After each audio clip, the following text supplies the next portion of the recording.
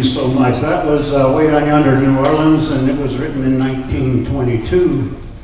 But we're going to go back a little bit earlier than that and talk about the conditions and how things got started. Jazz was born about 20 years before it was ever recorded. So we don't really know what it sounded like back in those days, but we hear the stories about the music. And it was created and formed in New Orleans. And we do a short version of this show for the schools, for 4th, 5th, and 6th graders. And the kids often ask, well, why New Orleans? What was it about? Why didn't it, start in Los Angeles or Kansas City? And really, New Orleans, those of you that have been there, is an incredibly unique city still today. It was French for a while. It was Spanish. It was French again. There's a Native American influence, Cuban, Caribbean music, plantation music, African influences, slave work songs, European classical influences, and ragtime. Incredible, all of this coming together in New Orleans. And Buddy Bolden was the most famous musician in the late 1800s and early 1900s. He had his own band. He was a trumpet player. Many, many stories about Buddy Bolden.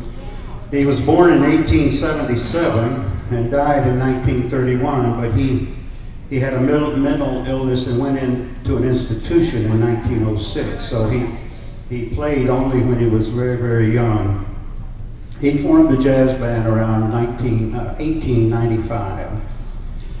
But there was another influence, and we're not going to talk a lot about it, but you can't do the history of jazz and not mention ragtime.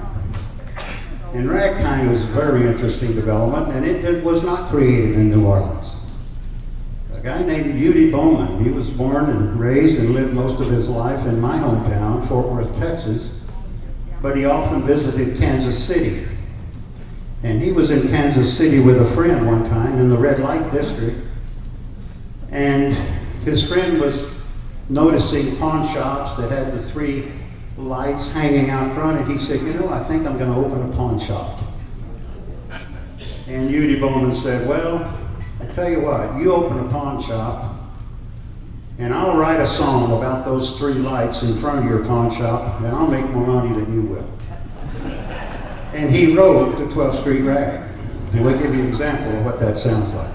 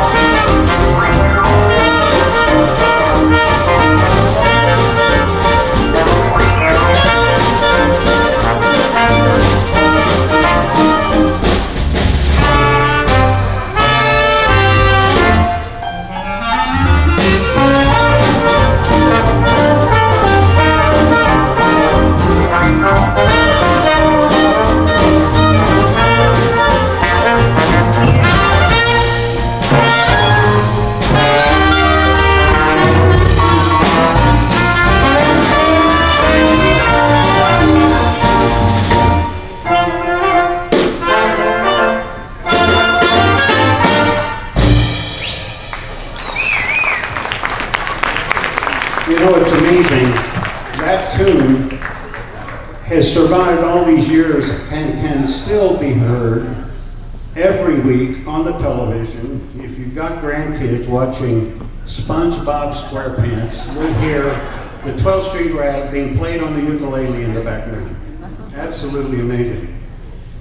Udi also wrote the 6th Street Rag, the 10th Street Rag, the 11th Street Rag, and the 13th Street Rag. And I doubt if any of you have ever heard any of those, and neither have I, but they do exist, and I have seen photos of the sheet music. But the 12th Street Rag went on and on. Now, most of the rags that were ragtime stuff that was coming out was in Sedalia, was in Indianapolis, was in St. Louis, and of course, probably the most famous was Scott Joplin's The Entertainer, and that was thanks to a very good movie a while back. But there was no question that ragtime did have an influence on the New Orleans early jazz people. We're going to play a tune now for you written in 1902.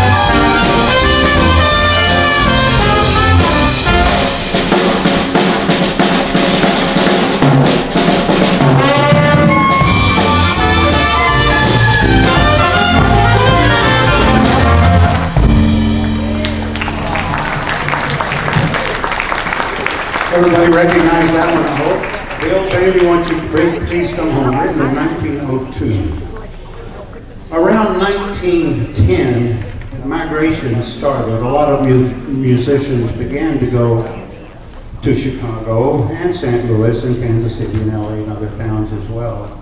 But it's interesting, in that period of time, in those early days, the musicians in New Orleans weren't playing any solos. And if you noticed on that tune, it was all ensemble playing. The whole band was playing together the whole time. Oh, there might be a spot where there's one or two measures where one of the instruments would take a little break, but they really were not doing any solo work in New Orleans in those early years. It's also interesting that the word jazz, and it was J-A-S-S in the beginning, first appeared in print in 1913 in San Francisco. In a newspaper in San Francisco, the word jazz appeared, and later Webster defined it as dance music full of pep and vigor. So that's what jazz was all about. It was always, until the 40s, and we'll talk about why it changed, but it was always dance music. So anytime this kind of music was being played, if there was any possible room, and if there wasn't, they might even get on the tables, people would start dancing. So please, any of the music we play, if you want to get up and dance, we urge you to do that. In 1903, on a small island off the coast of South Carolina, a dance was created, and we're going to have Dabney and Karen, and he may talk some other dancers into coming up and working with them as well to demonstrate the Charleston.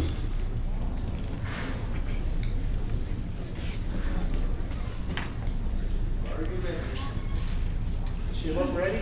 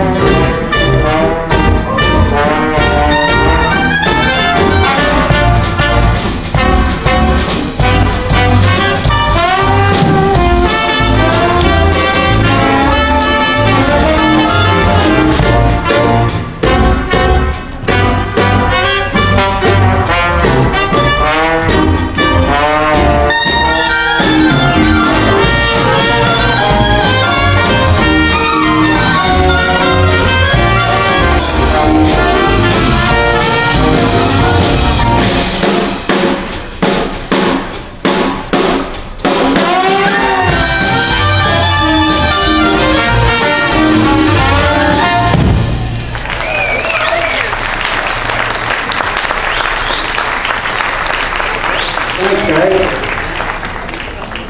Dabney, hold up your hand. That's my son, Dabney. Karen, hold up your hand. That's my daughter-in-law, Karen. And I think that's my granddaughter as well, who's due about January 3rd.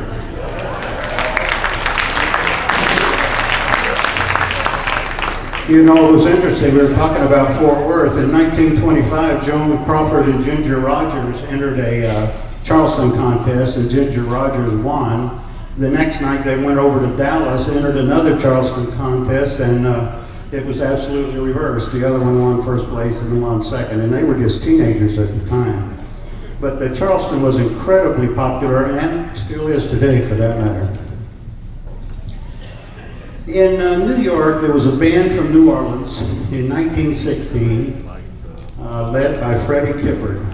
And it was a good band. He was a wonderful trumpet player. And RCA, Victor, approached him and wanted to record his band. There'd never been a recording. There was a lot of recording going on in those days, but no jazz had ever been recorded.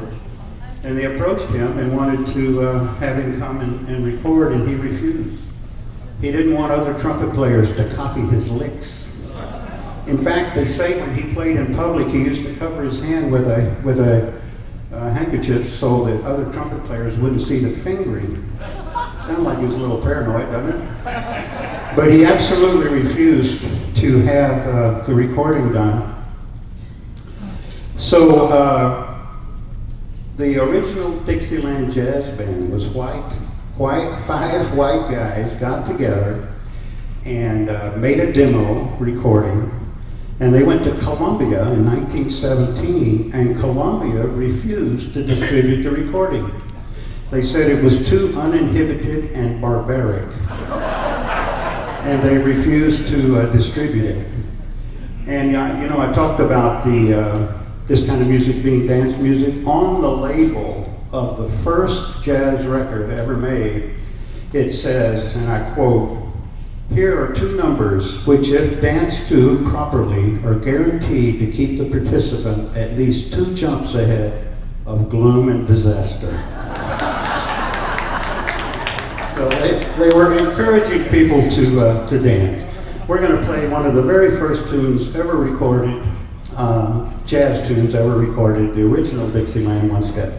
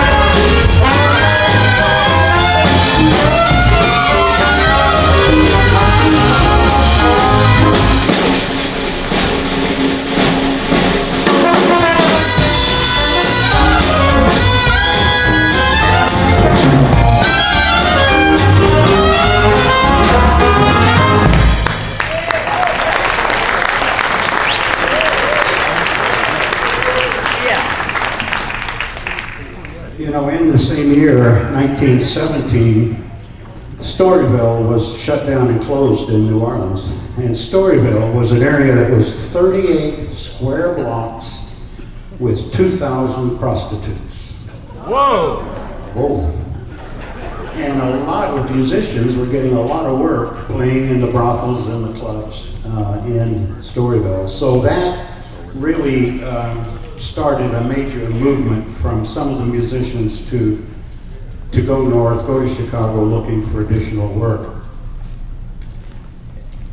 Columbia was sorry they turned down the original Dixieland Jazz Band because their records, and they made many shortly thereafter, were very, very successful.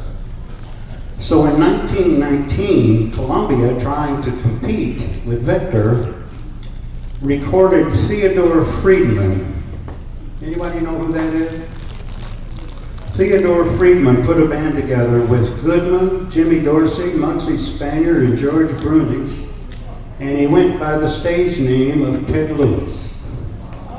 Very, very popular in those days. He was second in popularity only to Paul Whiteman in those early years.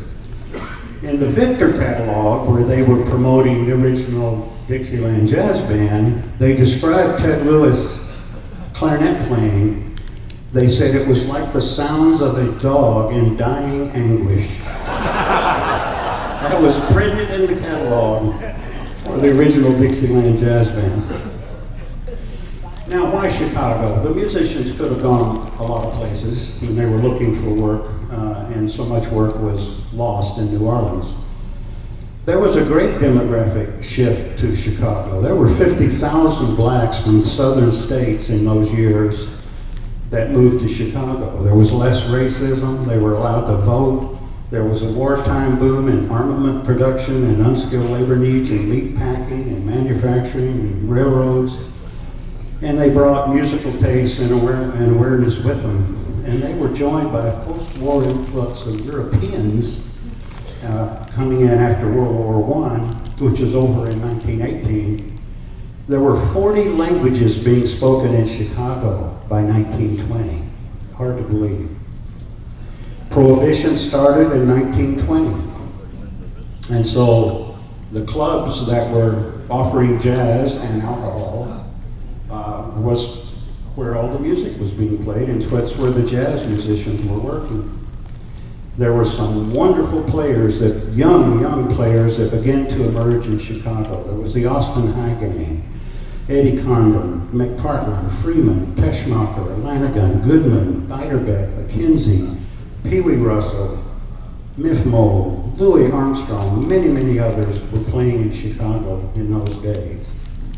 And it's interesting, the early recordings are all the jazz musicians that migrated to Chicago.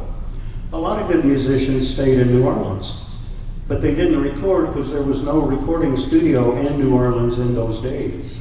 So we don't have a recorded record of some of those musicians that stayed behind.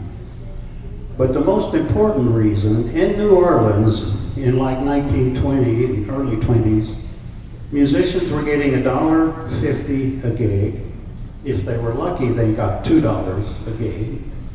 It's a lot like today. Some things never change. And actually in Chicago, they were making about $40 a week, which was a lot of money in those days, and was certainly more than they were making in New Orleans. You know, we were talking the other day, remembering what we used to get paid, like in 65 or 68. It's exactly the same as what we're getting paid today. And that's not a joke, that's the truth. Some things never change. 1920, as I mentioned, Prohibition began, and in the 20s, the middle to the late 20s, the tuba was replaced with the bass, and the banjo was being replaced by the guitar. And we didn't start the program with banjo and tuba. We have done that in the past, and that would be more authentic. But by the time of the late 20s, it was much more common to see the bass and the guitar than it was to see the tuba and the banjo. We're going to play you a great tune right now from 1917, the Darktown Strutter's Ball. Wow.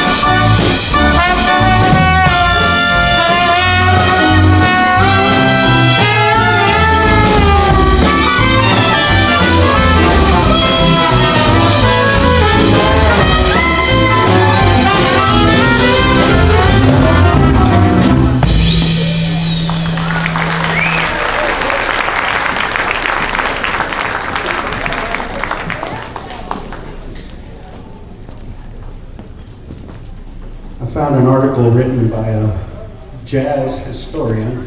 He wrote this in the 30s, the history that he had at that time. He was describing the roaring 20s, the jazz age. He said the jazz age stood for decadence, late nights, illegal booze, licentious dancing, and a host of dubious pleasures, all enjoyed by societies the world over recovering from the Great War. Yeah! So when young kids ask us why we like the music in the 20s so much, I just read this to them. Now, in California, Balboa Island off of Newport Beach, there was a lot of clubs and a lot of joints and a lot of dancing going on. And the young people there were dancing in clubs very often that had small dance floors, and they couldn't really swing out very much because they were so crowded, and they developed a new dance. And that dance is called the Balboa, and became very, very popular in the 20s and 30s. So we're going to have Daddy, he's doing his exercises, getting ready. We're going to have them demonstrate the Balboa, and I'm hoping Jimmy and Billy will get up there and dance with them. Where are you? Get up there, you guys. These guys were there in the early days, and they know what it's about.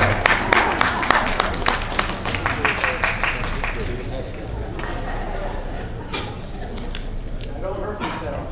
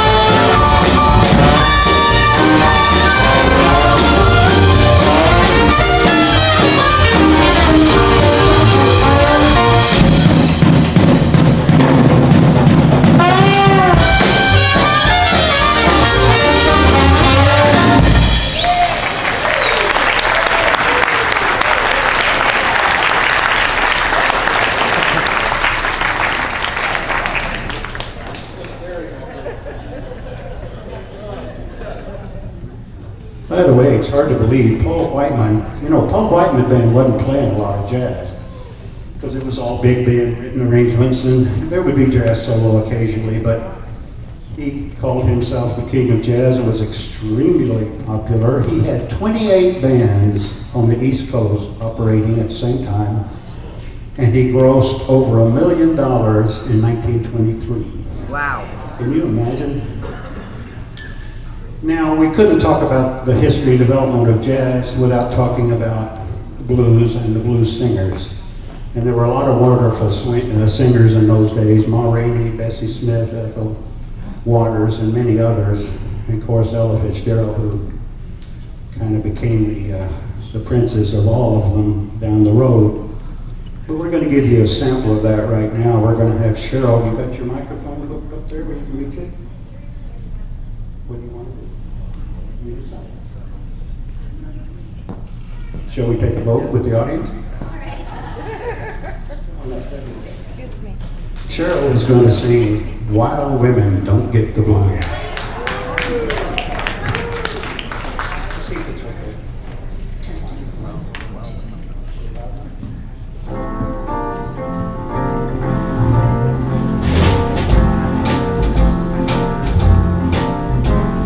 I hear these women talking about the morning man, about their gentleman husbands and their good friends. Peaceful women sit around all night long, wondering why the wondering fathers they don't come home. 'Cause while women don't worry, while women don't have no blues. Now if you got a woman, don't let be on the square.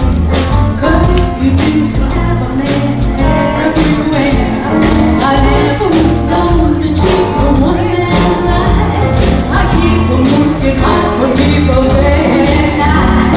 'Cause while women don't worry, while women don't have the blues.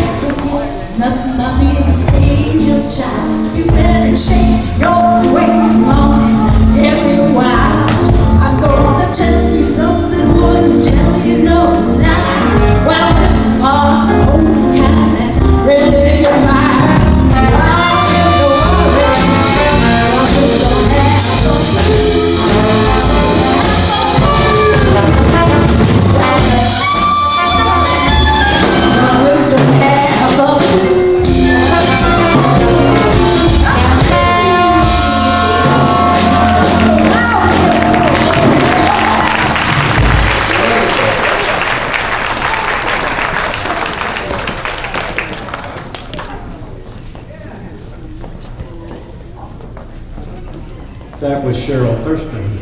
Yay, Cheryl! And that's Red Harwood playing trombone with us this week. All the way from Virginia. We appreciate Red coming out for this event. He was here last year as well. Gary Church on the cornet. Caesar Robb on the drums.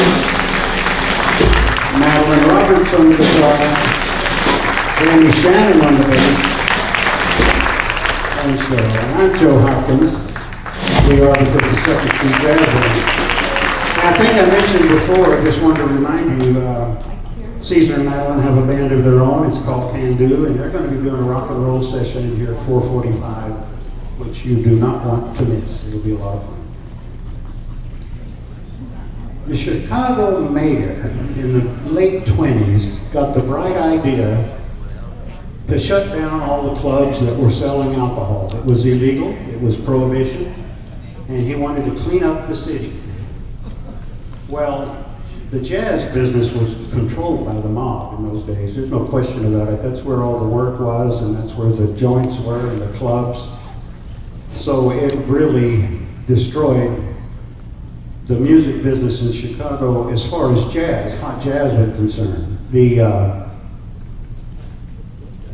musicians that read music and were in big bands and were playing dances in the Aragon Ballroom and places like that, they all continued to work, and they didn't all migrate to New York. But most of the hot jazz players in the late 20s said, I'm out of here, and they began to go to New York for looking for work. Now, there again, why New York of all the places they could have gone? Well, New York had the radio networks, had the supper clubs, had saloons, recording studios. The Savoy Ballroom up in Harlem had speakeasies. There were thousands of speakeasies during Prohibition in New York, in the brownstones. The Cotton Club, dance halls, hotels had special rooms set up just for jazz performances, concert halls, and 52nd Street. Hence the name of this band, 52nd Street Jazz Band. There was a block and a half on 52nd Street between 6th Avenue and halfway, between 5th Avenue and then halfway between 6th and 7th Avenue. It was just called the street. If you went to Manhattan in those days and you told the taxi driver, take me to the street, that's where they took you. And a jazz critic and a friend of his were in the Onyx one night having a drink, and they began to argue about how many jazz clubs there were in that stretch. So they decided to count them. So they started at 5th Avenue and they went down one side of the street, down halfway to 7th Avenue, turned around, came back up on the other side, having a little drink along the way as they went, of course. So he woke up the next afternoon and found a piece of paper in his pocket where they had written down the names of all the clubs. There were 38 jazz clubs in that block and a half in New York, 52nd Street. And you can see why it was called Swing Street. Red Nichols and Miff Mole were already in New York earlier, before the major migration from Chicago. Louis Armstrong went in 1926. He left most of his, except Sadie Singleton, the drummer, he left most of his New Orleans colleagues that he'd been working with in Chicago behind, and really changed his style when he got to New York, even much more of a swing style, and really began a whole different swing of rhythm that changed jazz forever.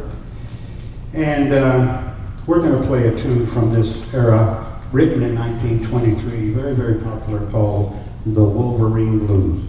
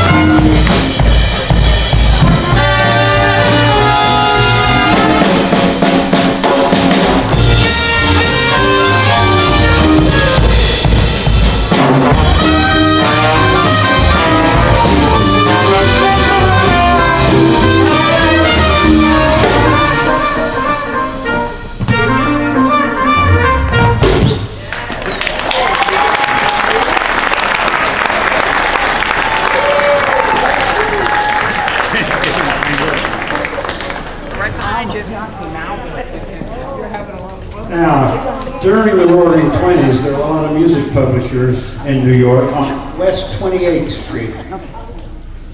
And they all had open windows, no air conditioning, cheap upright pianos that they were using all the time to orchestrate and develop music that they were publishing. These cheap pianos all playing at the same time sounded like tin pans being beaten, hence the name Tin Pan Alley for that street. There were piano merchants there, and the major piano merchant was the Tonk Piano Company, and people began to call the style of honky-tonk piano playing. This was in New York on 28th Street. In 1925, in a New York newspaper, the following was published. Morphine, cocaine, and opium are powerful drugs which can be used to relieve pain. They're used only in this legitimate way by the guidance of a physician for a definite purpose only. In any other way, they're useless and harmful.